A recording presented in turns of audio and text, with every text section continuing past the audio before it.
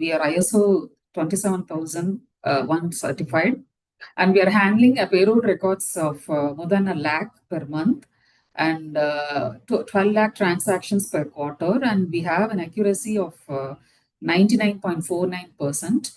And we so far we have issued about 5.73 lakhs of Form 16 so far. And we have a client retention rate of 99.69%. Okay. And few of our clients, the enterprise clients include Oracle, Himalayas, and Cisco. And mid-sized clients include Texmo, Vavicle, and Augusta. So what we actually, or what kind of service we offer? We offer payroll processing, payroll compliance, TDS compliance, labor law compliance, HRMS tool, compliance tool, HR consultation, HR payroll compliance audits. And in the payroll processing, we have a payroll management and payroll compliance and employee self-service tool and the payroll reimbursement and expenses management. And we do payroll consultation also and audit assistance. And we provide a systemized or a customized or a standard reports as per the requirements of the clients. And we do offer help desk services also. So under payroll compliance, we have PF, ESI, PT, and Labor Welfare Fund and other statutory filings. And we do offer statutory consultation and audit assistance. And we have our own smart operator tool wherein we provide the compliance at the right time. Okay. It's a transparent tool wherein the client also will get to know what is happening exactly. And we do offer help desk services also. So under tax compliance, we have QTDs filings, correction filings, and addressing if any notice is being issued, we'll address those notices. And we provide Form 16A and investment proof management also we do. And we do TDS audit assistance and TDS consultations and help desk also we offer. And LLC compliance means local labor law compliance. So under local labor law compliance, we have a wide range of compliance services, which include registrations and documentation, labor registers and documentations, and periodic filings of any reports, and inspections. And we do handle inspections if any authority visit. We handle those inspections and notices and demands that has been issued. And we'll also support in providing registration and making any amendments in the registrations. And even in CLRA also we do registrations and amendments. And POSH compliance, okay, so we do POSH compliance also, and Apprenticeship Act. And any updates or amendments are coming, we do provide the latest updates and amendments to our clients. And regarding HRMS tool, we have under the HRMS tool, we have onboarding management, core HR management, leave management, attendance management, and payroll and performance management, and business expense claim means reimbursement and exit management. So a compliance tool, we have compliance management and activity management and reporting means like any notices being issued, how this is being handled and what is the status of this notice. All this you can have access instantly. And employee query management, employee can raise their queries in the system and this will be addressed within a timeline. And we do liaising of activities. We do have a team of people who do liaising with the government bodies, and they will close the notices on time legally. And we do have automated alerts and reminders, and we do provide support in compliance audit also and consultation also. The tool which we have, it has a knowledge hub wherein you can find the latest legal updates and amendments, wherein you will get an idea like what is exactly the changes has happened, what has to be implemented, and help desk also services provided. So currently we have add-on a few services which includes POSH compliance and Shop and Establishment Act, and code on. Recently we have seen this labor code implementation. So we do consultation on code on wages, and we provide HR consultation and advisory services. And regarding Apprenticeship Act, whatever as an employer, what is required to update in the portal, that is being supported by our team. and CLRA compliance and audits. And so as per the recent labor code, the organizations has to go in for salary restructuring. So we do provide salary restructuring for all those organizations who seek that help. And lastly, the DPDP advisory, the Digital Data Protection Act, which we are going to see on today's session. So what is today's agenda? So you will have a fair idea about what is the DPDP Act and how this act is being applicable. Okay, so and what are the grounds based on which the act will be applicable for an organization, and what are the obligations and FAQs in the act. Okay, so you can get to know few things. If you have any queries or what do you say that any questions, this FAQs will help you to understand.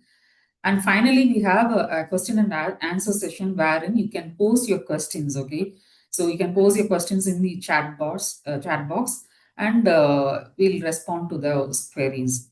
Okay, so this is the today's agenda. So once the session is over, the key takeaways would be like you can understand what is DPDP Act, and from the organization perspective, what is applicable as a data fiduciary, what is applicable for an organization, and what measures you can take to comply with this act. Okay, so these key takeaways from this session you can have. And before going into the session, I would like to all the participants to participate in this poll. So kindly answer a few questions which is coming into your screen. Divya, can we start? Yes.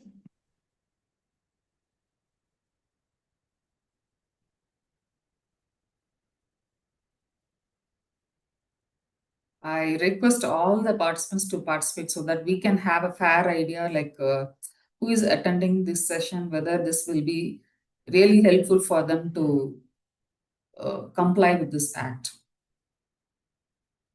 So we have questions regarding the employee size of your company and what is your current department, which department you work with, and the nature of the industry.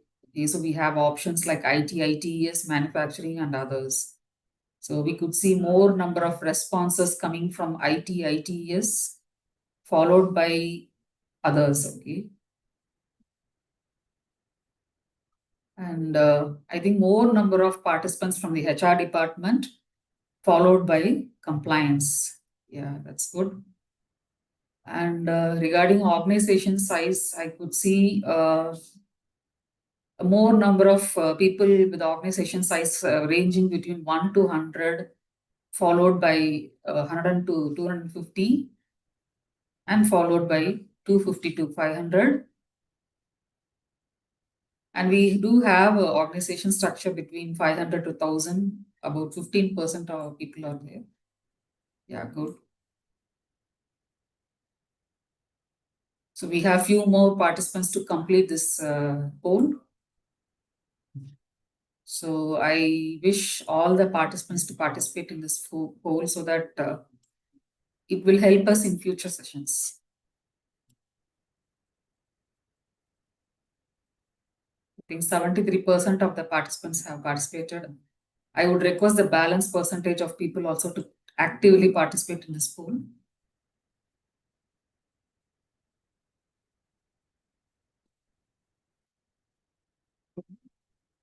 So can we end the poll? Yes, ma'am. Fine. Okay. So we have, as I told you, between 1 to 100, we have more number of people in the organization with the size of 1 to 100, we have more. And most of the people are from HR background. That's good. And we have IT and ITS industry with more number of people from the IT and ITS. Okay. So what is DPDP Act? So any idea what it is exactly? If you know that what it is exactly means, you can post your what do you say that which year it was enacted and when it was brought into enforcement. If you have any answer on this, you can just put it in the chat box. We'll get to know. Okay. So why we need to understand the DPDP Act, why we have to give much more importance to this act, okay? So relativity being like what we have, what approach we have is like we have a future ready compliance approach so that the organizations, they stay at in the compliance and they protect themselves from any risk, okay? So this will enable us to, this with this approach, we can have a fair idea about what this act is exactly. Though it has been enacted in the year 2023, recently it has been brought into enforcement with the rules also. Okay. So here, though it takes a few more years to have a complete enforcement, it is better for an organization to understand right now and make themselves ready for complying with this act. Okay. So what happened is like most, I mean, almost the government functionaries are functioning digitally. Okay, so most of the compliance across various laws, it is happening digitally. Okay, so this government is making our lives ease. Okay, so to provide that support, they have digitalized almost all the functions in the different departments. Okay, so best example what we can see is the recent labor reforms. Okay, when these labor reforms, when you go through, almost all the registers you can maintain digitally. There is no manual intervention. Okay. Similarly, when you want to obtain any license and registrations, you can obtain through digitally. Okay. So the government is also making easy for business to run. Okay. So business with this all these support, there are n number of business are expanding in multifold. Okay. So especially digitally they are expanding. Okay. So they while they expand digitally, they are providing an instant services which a person who is sitting in remote area, they can avail the business services with just a click and a blink of eye.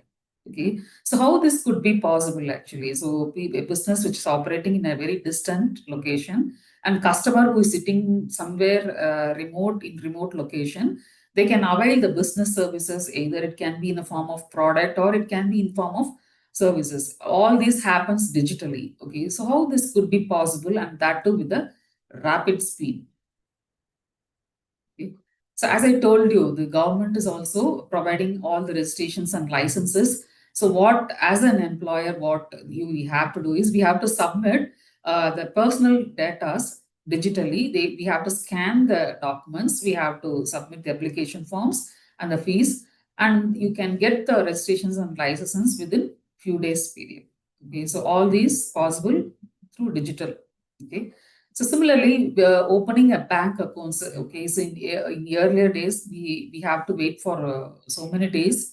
Now what happens is people, they come to your house, they fill in all those details, they scan all the personal documents, they send the documents through either through WhatsApp or mail, and very quickly you can get to open the bank account in few days period. Okay, so all these possible with the exchange of personal details very quickly, and the account is also open in a very quick manner. Similarly, when you take insurance sector, applying for any insurance, maybe either vehicle insurance or it may be a medical insurance, availing this insurance is also very easy. Easily you can avail that.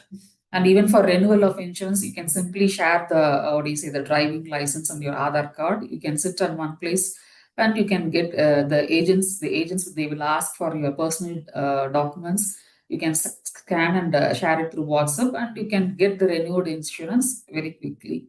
You don't have to go in person and avail this. Okay, so all these availing of goods and services at your doorstep is possible only when you share all the personal data. Okay, so many of you may have a question, may have a doubt, like when there is one more act, Information Technology Act. Okay, so why we have to have one more act on this?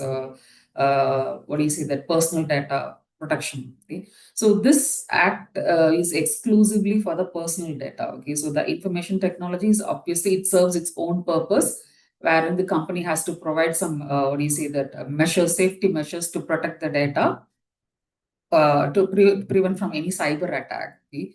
So, so coming back to this, opening a bank account and availing insurance, all these happens in at your doorstep very quickly. So all these possible by transaction of the personal data. So, okay. So in a day for a business, a huge volume of personal data is being transacted. Okay. So the business, what the business entities they do is they collect all the personal data, they store, they process, and they serve the customers or the clients whatever they require. Okay, instantly. So they collect, they store, and process the personal data as per the requirement of the clients. Okay.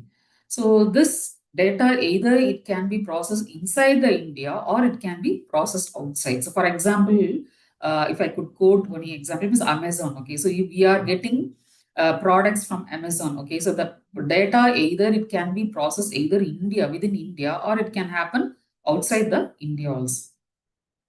So when these transaction happens, there is no one, no authority or no, what do you say, that legal framework is there to monitor and control this huge personal data transaction. So somewhere it will land up in fraudsters. Okay, so people we are coming across. What do you say, that news saying that just by clicking the messages they receive, the bank account is being, what do you say, that they mean that they lost the money from their bank. Okay, so to protect this from these fraudsters, this act, the government, with the intent of protecting the individual's privacy and the personal data protection, they brought this what do you say, that the Digital Data Protection Act. Okay, so when we look into the provisions of the act, more of compliance is for the e-commerce platforms and banking sector and financial sectors and insurance sectors and social media and online gaming sectors.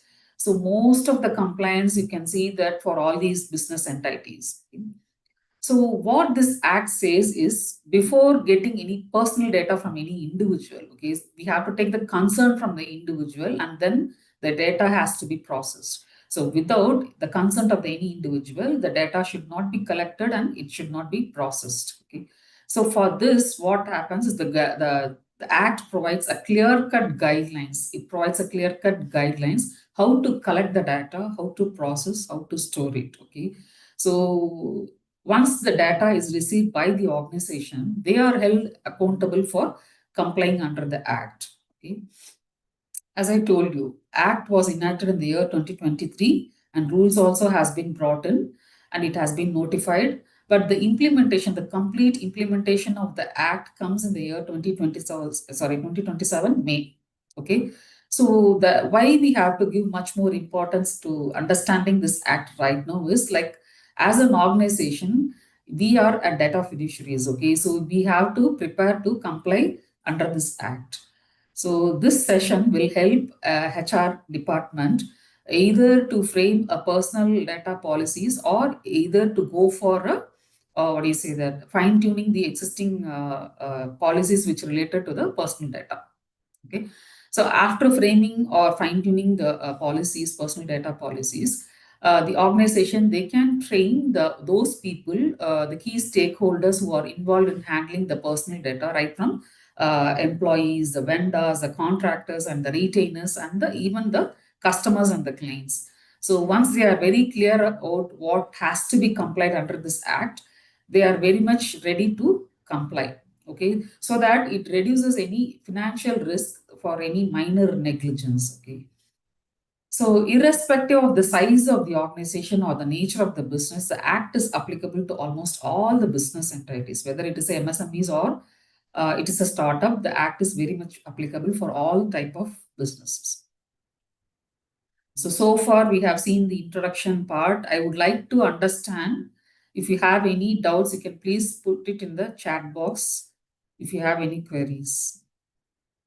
If you want to have any clarity on this, please share it in the chat box. At the end of the session, we'll provide the clarity. So if you could understand so far, please, can you give any thumbs up or which helps me to understand, at least people should have a fair idea about what is DPDP Act. Okay. So coming to the Act, okay, the Act provides for the legal framework for processing the digital personal data with the lawful purpose. Okay, so lawful purpose means there are few it makes the digital data fiduciaries to use the personal data as per the legal framework. Okay, so thereby it protects the individual rights and the privacy. So the act follows a simple SORL approach. Okay, SORL is simple, means like the information which is provided is very simple and clear to understand, and the data should be very much accessible by the individuals who are they called as the data principals, and rationally. Rationally means like for what it gives a logical reasoning for what purpose this personal data is being collected and actionable, and how this is being processed and stored by the data fiduciaries. So I'm using few terms which is not familiar to you, like data fiduciaries and data principles. We'll be looking into the key terms, okay? So wherein you can be able to understand what is data fiduciary and data principles. Applicability of the act. So the act is applicable in two different scenarios, okay? So when the data is in the digital form and it is being processed, the act is applicable, and processed within India, this act is applicable. When you receive the personal data, at the time of receiving the data, you're receiving the data, I mean, in a hard copy, and subsequently you are digitalizing the data and processing. Okay, so thereby the act becomes applicable in that scenario. Okay. The act is also applicable outside India if it is being processed, the personal data is being processed, the intention of providing goods and services to all the data principals who are located in India. Okay, so data principals are the individuals, the personal data of the individuals. So when does the act becomes not applicable? Okay, so when the personal data is being provided by the, I mean, when the data is processed by the individuals for personal or domestic purpose, for if anyone is using for their own domestic purpose or for any personal reason, the act is not applicable. Okay, and the second is like if they are providing the personal details in a public domain. Okay, for example, like job portals, they voluntarily they provide their personal details in the public domain. So in that case, the act is not applicable. Okay. Or if there is any obligation towards any other law. See, for example, we are providing the PAN card details for filing the IT returns. Okay, so wherein as per the IT Act, it is the individual is obligated to provide the PAN card details. So wherein this act in that scenario, this DPDP Act is not applicable for the individuals. So there are a few key terms which you need to understand this act. Okay, so data fiduciary. So data fiduciary is an entity who decides what has to be done and how the personal data has to be processed. Either they themselves can do, or they can get the support of any vendors to process the personal data. Okay, so they are called as a data fiduciary. So they are fully accountable for the personal data of the individuals. Data principal. So data principal is the individual to whom the data relates to, okay, the personal data relates to. They are called as a data principal. So whoever the individual, they are sharing their personal data, they are the data principals. So from if a child personal data is being shared means the parent or the lawful guardian, they become the data principal for the child. Okay, and if there is any physically challenged person whom they cannot act independently on their own, if they require any support, means they can have a legal guardian. So in that case, the legal guardian becomes the data principals for the physically challenged. They can act on the behalf of the physically challenged people. And coming to data processor is an entity that processes that personal data on behalf of the data fiduciary. Okay. So best example I would say is like payroll vendors. So they get the data from the organization and they can process the data and they give back the finished, what do you say, that the complete data processed. Okay. Key and concerned manager. So concerned manager is an entity that is registered with a board. When you say board, is data protection board, which is formed by the government body. Okay.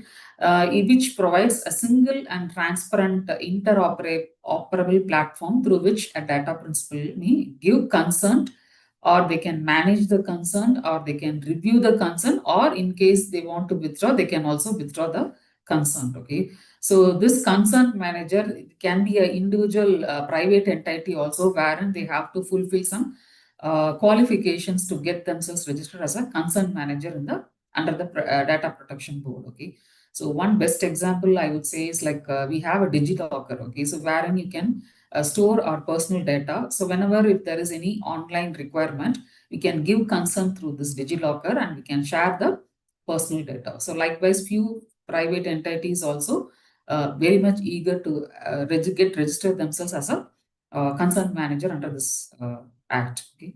So Data Protection Board.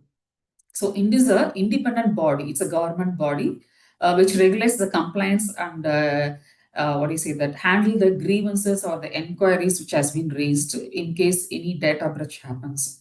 And they ensure that the corrective steps is being taken care by the data fiduciaries, and they follow up and they make sure that it is being complied with. Okay. And they also enforce the rights of the individual, the data principles, which is being granted under this act. So this act functions under 7 core principles. Okay, so we'll just have a look at each principles. The first principle says the consent and transparency. Okay, so when we receive the personal data, it is very much mandatory that we have to have the consent of the individual. So without that consent, we cannot take the personal data from the individual. So before obtaining the consent, we have to explain for what reason this personal data is being acquired from the individual. That the information should be very much clear and it should be transparent. Okay? So this is the first core principle, the consent and transparency. So once once you obtain the personal data, it should be limited. The process of this personal data it should be limited to that specific intention or for the specific purpose. Okay, it should not go beyond the specific purpose which has been declared while obtaining the personal data of the individual. Okay. So while getting at next is data minimization. While getting the personal data details, as far as possible, the data fiduciary should minimize the data. They shouldn't go for asking for more details, personal details of the individuals. Instead, they should what do you say that to the best possible, they should try to minimize in obtaining the personal data of the individuals. Okay. So once the data is being obtained, the fiduciary is responsible that it is being accurate and processed and complete. Okay, so the data fiduciary has to ensure that there is accuracy of the data that is being processed and it is complete. So once the data is being processed, it can be stored, but not for an indefinite period. There is a specified timeline for which until this data serves its purpose, they can store the data, beyond which the data fiduciary cannot store the data. Okay?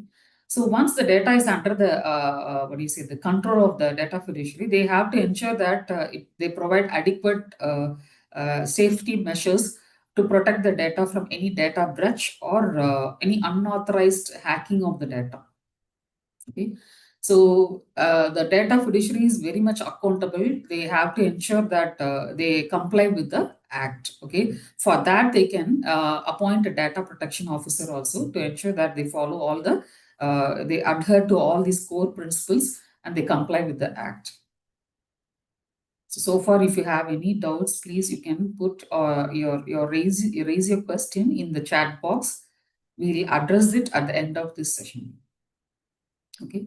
So data fiduciary, what is it? What is the role of the data fiduciary? So there are a few grounds based on which the data can be processed. Okay, so a person may process the personal data of data principle in accordance with the provisions of the act and for the lawful purpose. Okay, so when you say data principles, they have to give the consent for processing the personal data, and for few instances they can use it for legitimate purpose. Okay, so act itself is giving enabling, or you can say empowering the data fiduciary to use the personal data for legitimate purpose or lawful purpose. When we say lawful purpose, it is not being forbidden by the any law. Okay, you can very much use within the legitimate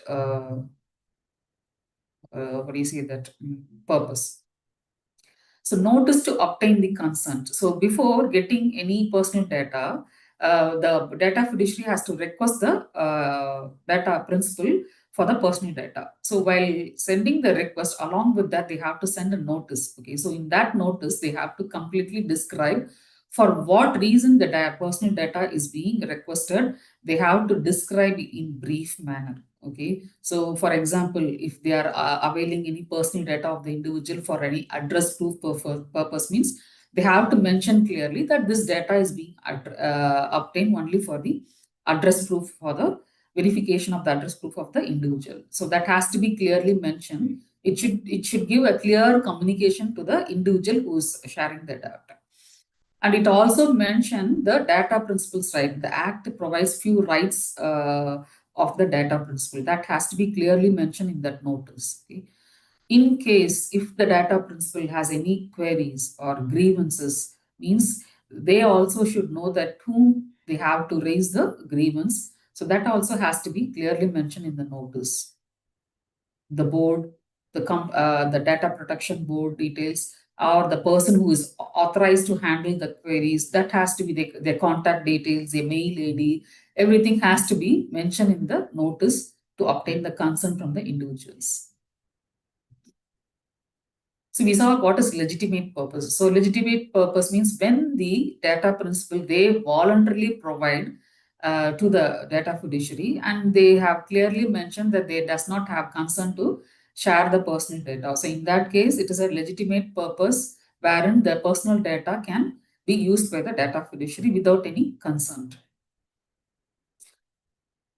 From the organization perspective, how this act remains applicable for any organization. Okay, so the coming 4 slides will help you to understand from the organization point of view how this act will be applicable for any organization.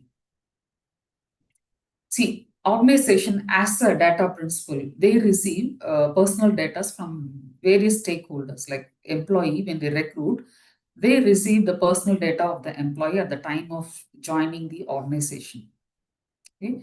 So once they receive the personal data, for various other reasons, they process the personal data of the employee, either for providing him the benefits like social security benefits, or for filing the income tax, for filing the IT returns. Okay, so for a few other reasons, they collect all the personal details of the employee. Okay, and retainers, freelancer details is being also procured by the data principal. And we have contractors and vendors. We have n number of contractors and vendors wherein we have to collect all the personal details of the contractor and vendor.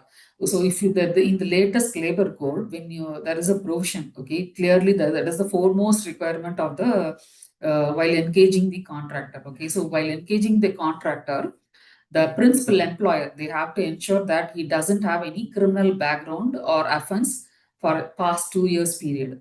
Okay, so how they can get all those details unless they do the background verification of the contractor, they cannot get to know that. These are all very personal details of the contractor wherein the organization has to handle it. Okay, and the personal data of the customers and the clients. Okay, so to whoever they are serving the business, they have to have the details of the customers. So the act empowers the employer to make use of the employee's data for the employment purpose alone. So for any for hiring any individual, you can use the personal data of the what do you say, that the individual. Okay, so like for example, you can download the resume from the job portal, and you can get to know the details, his education details, his work experience, his location, and his previous experience. All these details you can avail from his personal, resume, and you can either go for hiring the employee. It is, I mean, what is it? The act empowers for the employer to have a collect all the personal details of an employee for what is it? This is recruitment and selection. Okay. And one more legitimate use the employer can use is, if, for example, if you hire an employee, okay, if the employee is in key position of handling any business information, the trade secrets means you are giving, it's a very confidential matter wherein the organization has to ensure that it is being completely protected against any corporate espionage. Okay, so there should not be any data breach also. So while giving or while handling the what do you say, the trade secrets. So what they do is they can, to understand the individual, they can collect all the personal details The one example I can give is like they can go for a background verification of the criminal verification, or they can say simply a background verification record. So once they do that background verification, it can remain confidential. It is not necessary that for what reason you're doing it, and you not necessary that you have to share it to the individuals also. So this is a legitimate purpose of using the personal data. And as a data fiduciary, you may have to process the employees' data, like for example, payroll. Okay, so either it can happen within the same organization, or they can hire a third-party vendor to do the same. Okay, so in that case, they have to have a proper agreement between them, which adheres to all the safety clauses. So, what is HR's take in a personal data of an employee? So, as a HR department, they have to collect huge personal data. They have to collect, they have to store, they have to maintain, they have to process, and they can retain the data for a limited period of time. Okay, so while in this process, they have to ensure that they follow the safety of the data. Okay, so what type of data is being received as a HR department? The name and address, the date of birth, the employment history, the performance evaluations, their attendance, the biometric records. So, and even in some cases, it is a family details also we are gathering. So all these becomes the personal data of the employee. Okay. And few other job requires mandatory pre-employment medical examination also. So that also is a confidential personal details of the employee. And labor code is mandating that all the employers should conduct annual examination once in a year, and that record also becomes a personal details of the employee, or we can say as a data principal. Here, the employee is a data principal. Okay, so it is the accountability of the HR department to maintain the confidentiality of the data. Okay. So coming to contractor personal data, contractor personal details also has to be gathered, and we have retainers also, that we have freelancers also. So before engaging them with the agreement, we have to collect all the personal details, and then we have to engage. And apart from that, we are collecting, like as an HR department, we are collecting what do you say, that Aadhaar card and PAN card details. As per the regulatory requirement, we are collecting this personal data. Okay, so as a HR department, they are collecting all these personal data from these various stakeholders.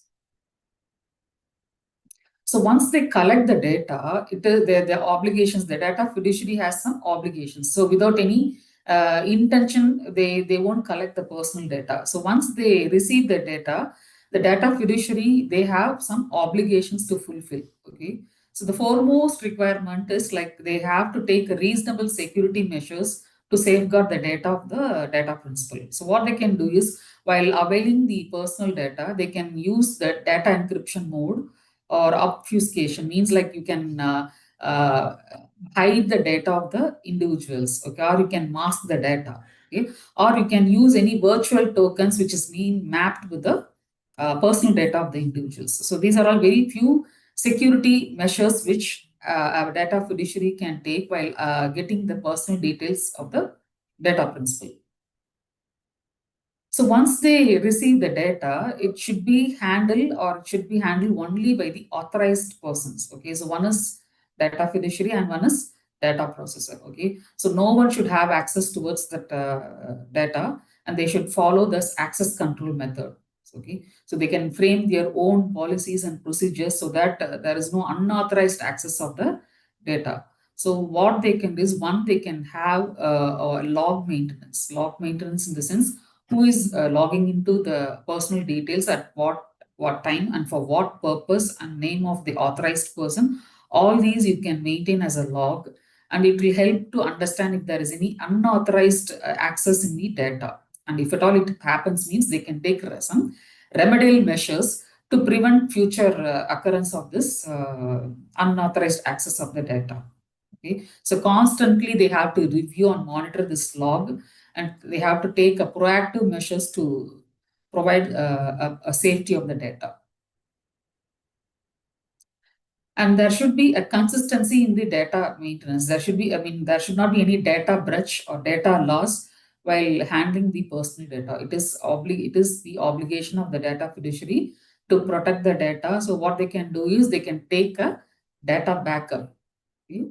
So at the frequent intervals, they can take a backup of the data. So there is a continuity or integrity in the data. For example, if you are processing the gratuity details of any individual, okay, so he would have been hired a long back, maybe 10 years back or 20 years back, at the organization, they may be there may be mergers and acquisitions. In that case, the personal details of the employee has to be taken care, so that at the time of leaving the organization, this gratuity is being calculated appropriately. So in that case, you have to take the backup of details of all those employees when they have actually been recruited. So we have come across so many organizations, they are missing out all these details at this time of a time of acquisitions and mergers. And data retention period, there is a reasonable period, that 1 year period. The act says 1 year period. At least they can either until the purpose is being served, or at least 1 year period. This is the limit that act gives. Okay, but when you cross check with the labor codes, the labor code says that minimum, I would say, 3 years to 5 years period. Okay, so there is a contradictory of this act to the labor code. So when we say labor code, there are few records wherein the employer has to maintain. Okay, so they have to maintain till 3 years or 5 years period. In this period, if any dispute arises, it is the accountability of the principal employer to prove from his point of view. Okay, so it is a principal employer's duty. But in this act, it says that 1 year period. So once this is being completely enforced, we may get to know like how this can be resolved, or how this is going to be implemented. And apart from this, as a data fiduciary, they have to take appropriate technical and organizational measures to ensure that the effective observance of security and safeguard of the data is being followed by the organization. It is absolutely the obligations of the data fiduciary. So if you are going for processing the data with the third-party vendor, you have to, the data fiduciary have to have a strong agreement clause with the, which provides for the safety of the data against any data breach. Okay, so that is very important. And in case if any data breach happens, what the data fiduciary has to do, any unauthorized access or any unethical access, hacking or unauthorized hacking or whatever it may be, anybody who is not responsible, unauthorized person has access towards the personal data of the individuals, what they have to do is, like as a data fiduciary, we have to, the data fiduciary has to inform the data principal immediately what has exactly happened, the description of the breach, at what time it has happened, to what extent the data loss has happened, and what would be the consequences, and what are the measures to mitigate the risk. And in case if the individual, the data principal has to take some measures, means to protect their individual's privacy, means they have to recommend what they have to do. And they also have to mention that who is the contact person on behalf of the data fiduciary to address any queries that is being raised by the data principal. Okay, they have to, the data fiduciary also have to inform the data protection board within the time of 72 hours of incident. So this is the obligations of a data fiduciary. So if you have any questions or any doubts, please you can put your questions in the chat box, which we will address at the end of the session. So we were seeing that rights of data principal. So while obtaining the consent, the data fiduciary has to clearly mention in the notice saying that what all the a data principal has the right as per the act. Okay, the act empowers or provides rights to the data principal. So the data principal has the right to give or refuse the consent. We cannot force any data principal to give consent. They have every right either to give or to refuse the consent. Okay, and they should know what data, how the data is being used, and they should also have access towards their data. And they, if they can go for correction for any changes, and they can update their personal data, and even they can go for erasure of their personal data. And in case they can nominate another person, suppose in case after the death, who is going to handle their personal data, they can have, they have every right to nominate a person to act on their behalf. Okay, And in case we were saying that the data principal, if they have any queries, to whom they have to raise the queries, and who has to address. Okay, so all these they have to, the data fiduciary has to reply and address these queries within a span of 90 days period. Okay, the act has given a mandatory response within 90 days, within which the data fiduciary has to respond to the queries and address the resolutions or the solutions. Okay. So we have come to almost the end of the session. So here, as I told you at the beginning of the session, the act will be implemented in few years period. Okay, so this matrix, the matrix which I am going to show you, will help you to understand like when this will be come into full enforcement. Okay, so far, I think we are here. The amendments in certain sections they have done up to November 2025. And this November, the 2026 November, the processing of personal data of the children will still be fine-tuned and they will be brought into uh, enforcement. And here we could see in the year 2027 May, the app will be completely enforced. Okay, so whoever is responsible, the data fiduciary, the obligations of the data fiduciary, the consent, obtaining the consent, the legitimate use, everything will start be implemented in the year 2027 May. Okay.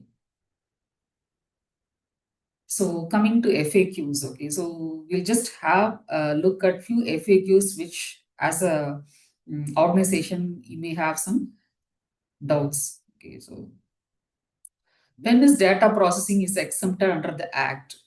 So the rights of the data principal shall not be applicable in case if it is for enforcing any legal right or claim, it is not the data, I mean, it is exempted. Okay, so and for any, the personal data is being utilized for any court or tribunals or for any statutory purpose means it is being completely exempted. Okay, if there is any for investigation purpose or for any prosecution or for any offense or any contravention of under any law of in India, it is being exempted from the provision of this act. Okay, and personal data of non-Indian data principals pursuant to a contract with a person outside India by a person based in India, in that case, it is being exempted from the act.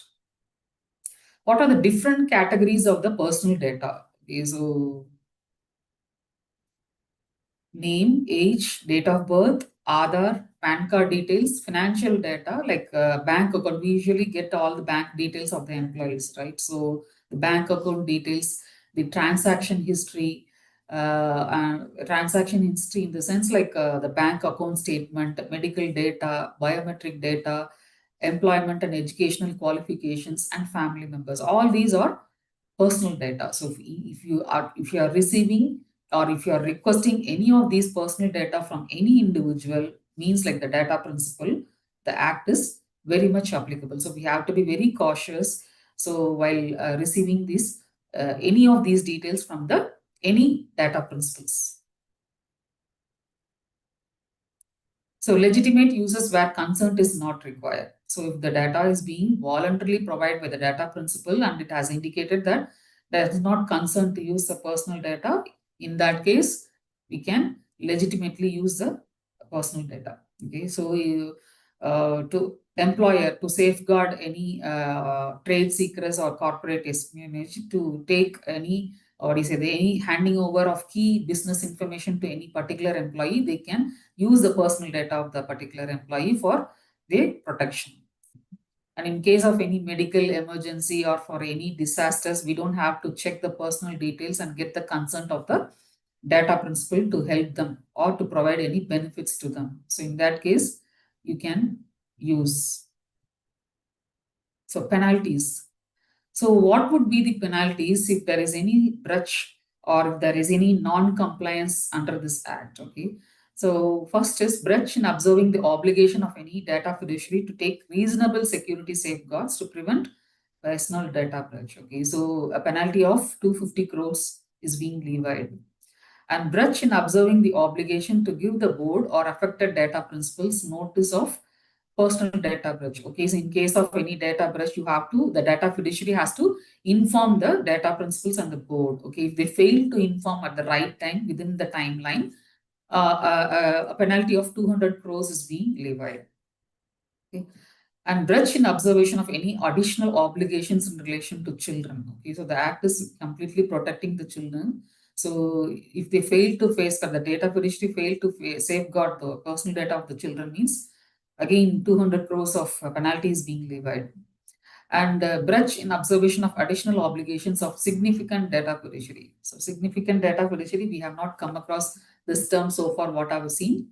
So it's nothing but we see that e-commerce platform, banking and financial sectors wherein all these data fiduciaries in that sectors, they are called as a significant data fiduciaries, wherein they are they are provided with additional responsibility of handling the personal data. So in that case, if there is any failure in the obligations of the significant data fiduciary, means they have a penalty of 150 crores. Okay. And in case if there is any inquiry by the board and the board has given any direction to the data fiduciary, and in case if they fail to implement that corrective measures, whatever the board is recommending, that has to be complied with that. Okay. And breach of any other provisions of DPDP Act or the rules made thereunder, it is 50 crores of penalty. And even the data principal is also not free from this penalty. Okay, so if they provide any false information or any personal information which has been done with the forgery, means, or they are levied with the penalty of 10,000. Okay. So I think we have come to the end of this session. Yes. So hope you had a fair idea about what is DPDP Act and from the organization perspective, how it is applicable for any data fiduciary or any organization. And I would like to have a feedback on this session, and then we can go for a question and answer. So I would request all the participants to participate in this feedback. It will help us to understand and take any corrective measures from our end, we can take. So if you are interested to the services which we offer, as I introduced in the session before, please you can recommend or you can request for services through mail. You can send the mail communication to the given mail ID. We will come back and we will reply you immediately. So you can make use of our services too. We have a HRMS tool also. We have compliance tool. To have an idea on that, you can just inquire through an email and we'll be happy to provide a compliance services. So I would request all the participants to give reply. I think we have received 59% of the participants have participated in this pool. I encourage all the participants to participate in the pool and give your valuable feedback.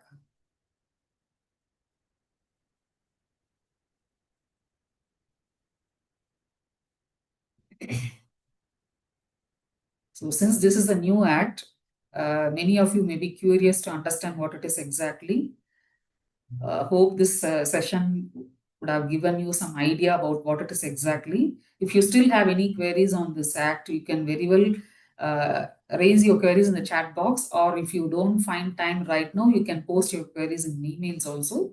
If you want any services from our end, please share through mail. Yeah. And I would request even 25% of participants to participate and complete this pool. We have reached 77%, still few more people to participate. I would request everyone to participate.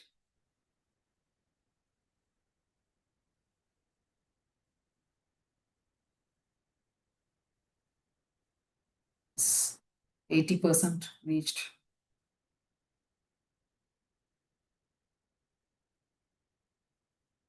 Fine.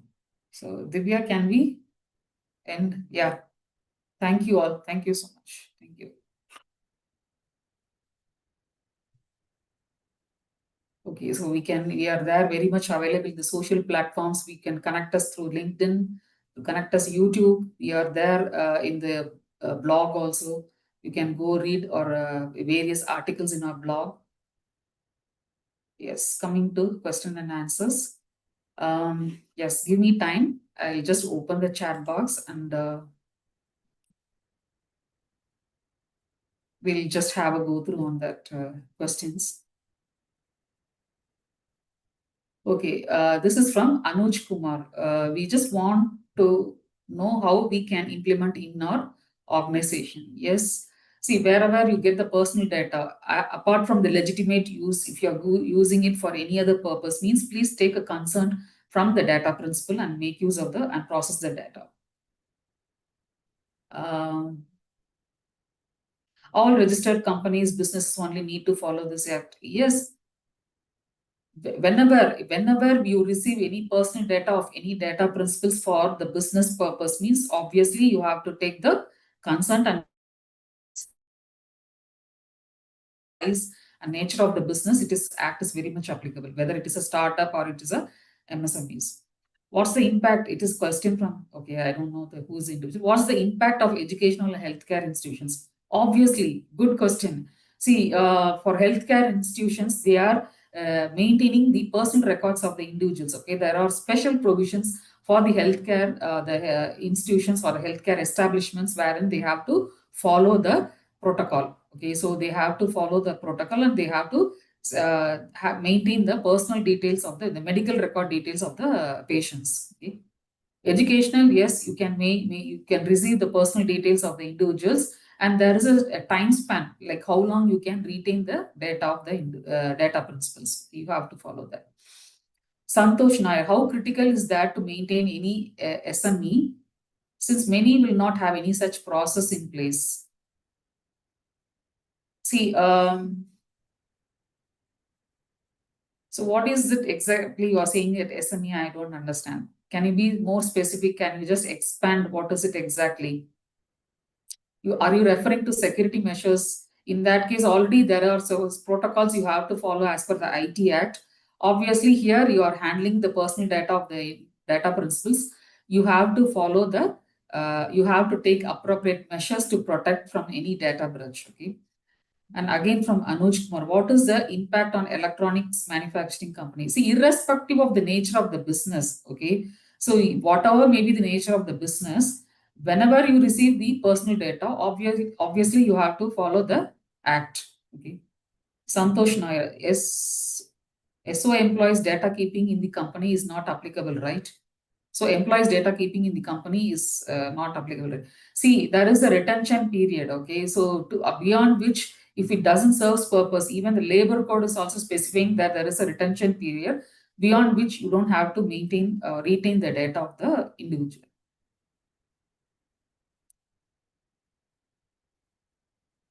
So your question is right, because it is an employee and employer relationship. Yes, correct.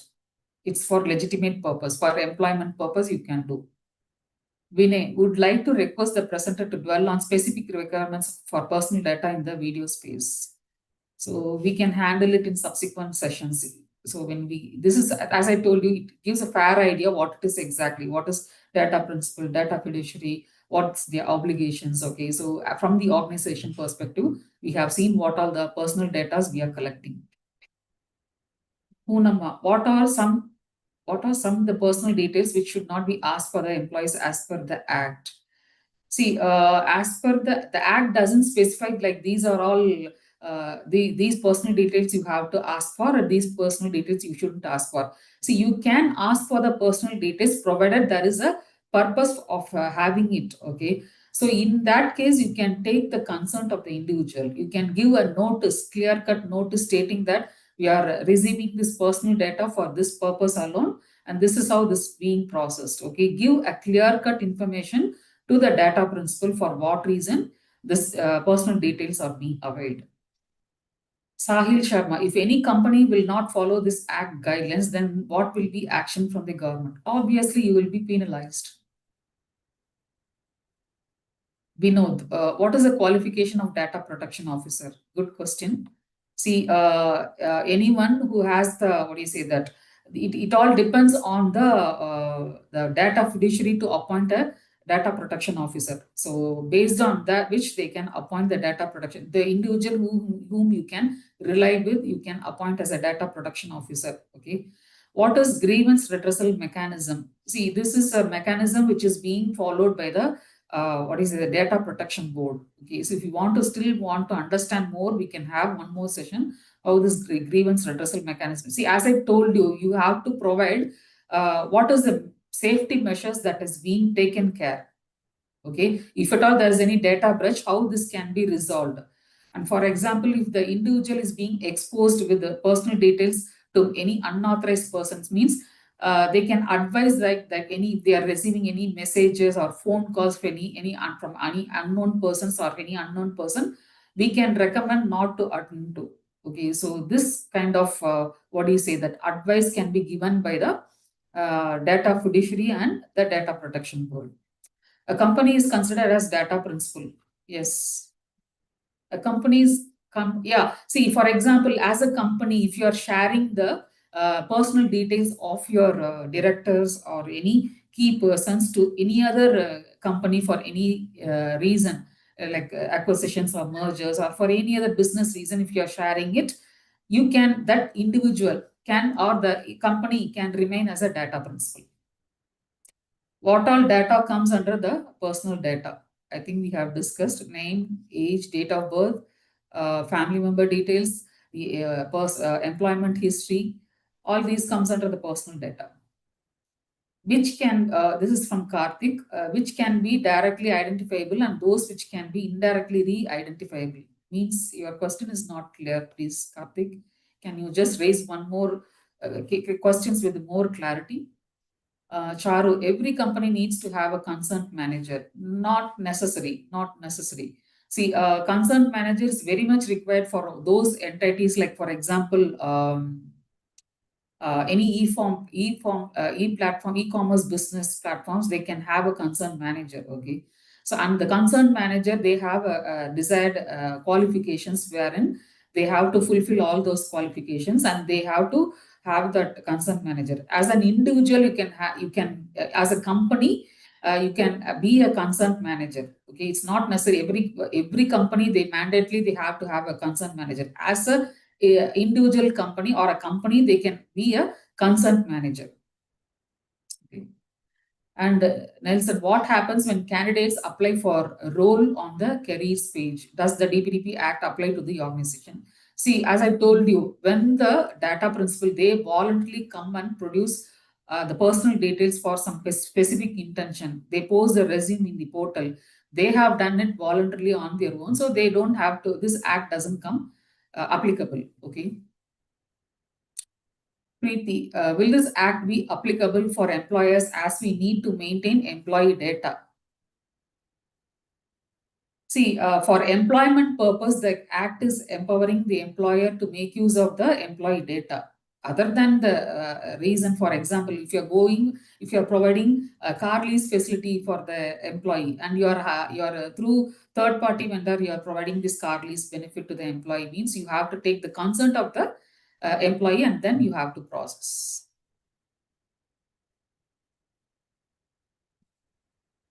Ashish Mukesh, what is the storage period? Okay, so as per this DPDP Act, it says 1 year period or till the data serves its purpose. Okay, not necessarily you have to retain it for 1 year period. If you feel that the data serves only for a 3 months period, means you can retain for 3 months period.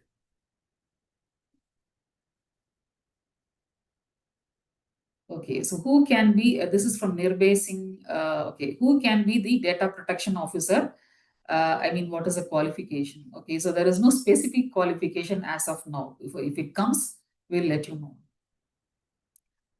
This is from Vinayak. Is the data fiduciary internal or external? See, data fiduciary means I'm getting personal data from you. Okay. So when I get a personal data from you means I become a data fiduciary, means I am receiving your personal data with your consent and with some intention. Okay. So I'm taking this data for processing your personal data for specific intention. Okay. So that is called data fiduciary. It can be either internal or it can be an external also. Jagdishwar Siddurala, how many years can be maintained for relieved employees? Okay, so see, that is what it says. As Act says that the processed data, the processed and stored data, you can retain it for 1 year period. Okay, so as I told you, there is a contradiction with the labor code. We may have to see like how this is being implemented. Okay. Jagdishwara Sudra, we provide health insurance to the employees. Do we need any agreement with insurance on the? Yes, obviously, good question. You have to have a strong agreement with the third-party insurance vendor, like what are the safety clauses they have to follow, they have to adhere to. Being a data fiduciary, you have to ensure that they follow that because they are become the data processor of the personal data of the employees you're going to share. Okay, so it is advisable to have a strong contract wherein you provide all the safety clauses where the data fiduciary and the data processor has to adhere to. Sina, once we have the policy in place, should we create another agreement with all the vendors? See, policy is for you to understand. Implementing the policy is the procedure. Okay, you have to bring into action. Okay, so you have to make sure that they follow all the security legal guidelines that has been given under the act. Okay, so that is very much essential. Or maybe the vendor, you have to follow suit. This is from Preeti, as an employer, will be act applicable as we maintain employer records? I think I have answered this question. Charu, what about details taken during the recruitment but not appointed? Good question. See, the what do you say that the prospective or candidates, the candidates who are providing the resumes, okay, they are coming out voluntarily and they are providing those details, okay.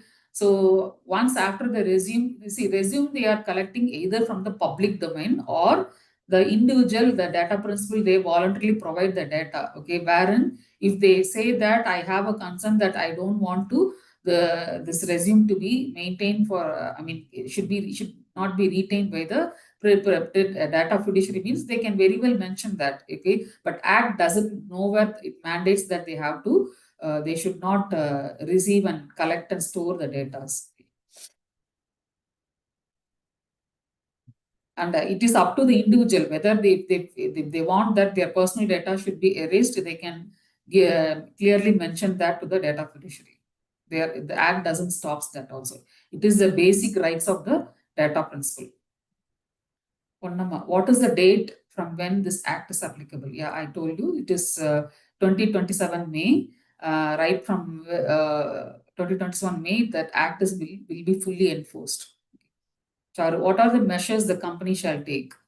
Please fine tune all the personal policies which is referring to the personal data. So you have to either fine tune the policy or you have to frame the policies wherever you are make using of the personal data. So as rightly one person has asked, insurance vendors. So if you have insurance, if you have car lease where you have third party vendors you are engaging and you are sharing all the personal data, please make sure that you have a strong policy for that.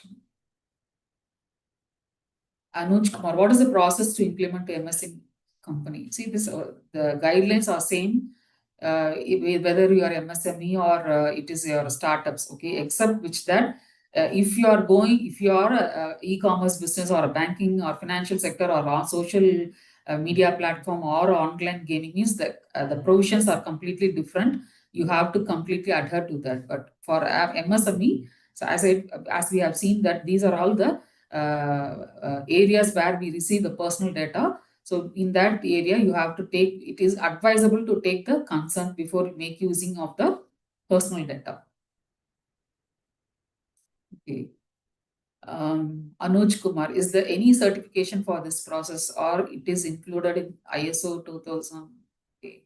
See, this is exclusively for this act is exclusively for personal data. Okay, so it's not necessary that they have to have this ISO certification and all. So the thing, I think you are referring to Income Tax, Information Technology Act. Obviously, to fulfill that, they may go for ISO certification. Okay. Tyagi Anuj Kumar. Okay, then only process we need to apply to compliance. If we are using SAS services, what is the checkpoint we need to monitor? See, wherever the transaction happens, you have to ensure that you follow the safety protocol. There is no data breach. So as a data fiduciary, you have to make sure that who is accessing the data, keep an access control, have monitor those access controls. So these are all few tips which you can have it. The act itself is giving the guidelines. Santosh Nair, penalties are huge. Company will definitely close. Most of the SME companies having 5 to 10 crore term. See, that's what the act is also empowering the employer to make use of the personal data. So what you can do is, so you see, the thing is, it is advisable whether the act is, what do you say, that empowering the data fiduciary to make use of it for legitimate purpose or for any other purpose. It is advisable to take a blanket consent, okay, a blanket consent in the sense, for whichever reason you are making use of the personal data, please make sure you take the consent and make use of it. So if you follow that legal guidelines, you won't land up in any penalties. Again, Santosh, thanks for the, thank you. And Seema, what is covered in data principal duties? See, as I told you, data principals, the thing is, they are also liable for penalty. Why? Because if they are providing any wrong information or if there is any forgery, means obviously they are liable. Okay, say they are liable for penalties. The duties, there is no such duties. But the thing is, the act empowers with all the rights. Okay, so they can follow they can ensure that they have all the rights to either to access, even they can erase the data, if they can withdraw the consent also. So not necessary that I have given the consent, I cannot withdraw back. No, it gives every right for the data principal to withdraw the consent if they feel that it is not okay for them. Santosh Nair, what is the justification on such huge penalties by the? See, these are all questions which has to be posed. See, I think based on the what do you say that reason, based on the business, I mean, what do you say that the fraudulent activities which is happening to protect the individual's privacy, that the government has taken these measures. Okay. Yeah, Babu. Yeah, thanks for detailed presentation. Please, thank you, and thank you. Okay, Jagdish Sidullah, is in the DPDP audit, any audit, do we need to show physical document or digital document? See, the thing is audit in the sense either you yourself can do the audit, the impact assessment, whatever the measures you have taken so far, whether that is being foolproof measures or do you have to take any extra, you have to take fine tune your safety protocol, means you can do that. That will help you to understand where what you say that the safety measures you are engaging is foolproof. Okay. So it's not necessary that in some cases, if you want to have any manual document, means it is to document these are all the measures which we have taken. We have done the audit. What do you say that to ensure that this is being legally complied with that. So in that case, if it is required, you can show that there is nothing wrong in it. And if you want to digitalize it, yes, you can go for. Yeah, thank you, Jayaprada. Sharmi, on which email ID can we reach out? Yeah, thank you. I think you'll be getting those details. Thank you, Santosh. Preeti, we maintain hard copy of the employee record. So what is the duration we need to maintain records of relieved employees? Yeah, that's good question. So if you maintain the hard copy, means the act itself is not applicable. Okay. If you're going to digitalize that record, if you're going to scan it and you are going to store it for longer duration, means the act is very much applicable. So, so if you are retaining the hard copies of the data, means it is restricted within your hands. Okay, so if it is being digitalized, it goes into, we may not know like who may get access of the personal details of the employees. Okay. So if we print the documents, we can keep it with unlimited period. See, again, it depends what type of records you are retaining, under which act this is liable. Okay, so if any record which is pertaining to the employee details, means the labor code, you have the labor, whatever the labor code is giving the guidelines, means you have to follow. As I told you, it is 3 periods and 3 years and maximum 5 years period. Yeah, good day, Santosh. Navyashi, thank you. Bindu, thank you. Preeti, how can company get enrolled under this act? It's not getting enrolled, okay? So it is, once you receive any personal data in a digitalized format, okay, so the act is very much applicable. That becomes, by default, the act becomes applicable. If you want to, as an entity, if you want to become a concerned manager, you can get registered under the data protection act. If you feel that if I can be registered as a concerned manager, wherein I can take the concern from the any data principles I want to manage, I want to store, means you can become a concerned manager, entity of a concerned manager. In that case, you have to register under the data protection board. Okay. Other than that, there is no requirement for any company to get enrolled. Santosh Nair, small companies, I mean, yeah, startups, everyone. SEMA. Where can I find the timelines up to which we can keep the documents? Means like it says that 1 year period, right? Santosh Nair, I think this is applicable to those companies like banks, insurance, loan, etc., who collect a lot of personal information from the citizens, right? Yeah, obviously, I told you know we can find more of compliance provisions for all these sectors, but as an organization, we are receiving the personal data of the data principles too. In that case, it is very much applicable. We cannot say that it is only applicable for the banks. The Act correctly says that irrespective of the size and the nature of business, the Act is very much applicable. We cannot classify that this is applicable for this only, for this sector or not for MSMEs or not. It's not like that. Okay, it's applicable for all the organizations wherever the personal data is being processed. Ma'am, excuse me. Yes, yeah. Ma'am, we are running out of time. We can close the session. Yeah, sure, yeah. Thank you all. Thank you all for the past participation, and you have posted a number of queries. Hope as because of the time constraint, we could not able to. So thank you so much. Thank you all.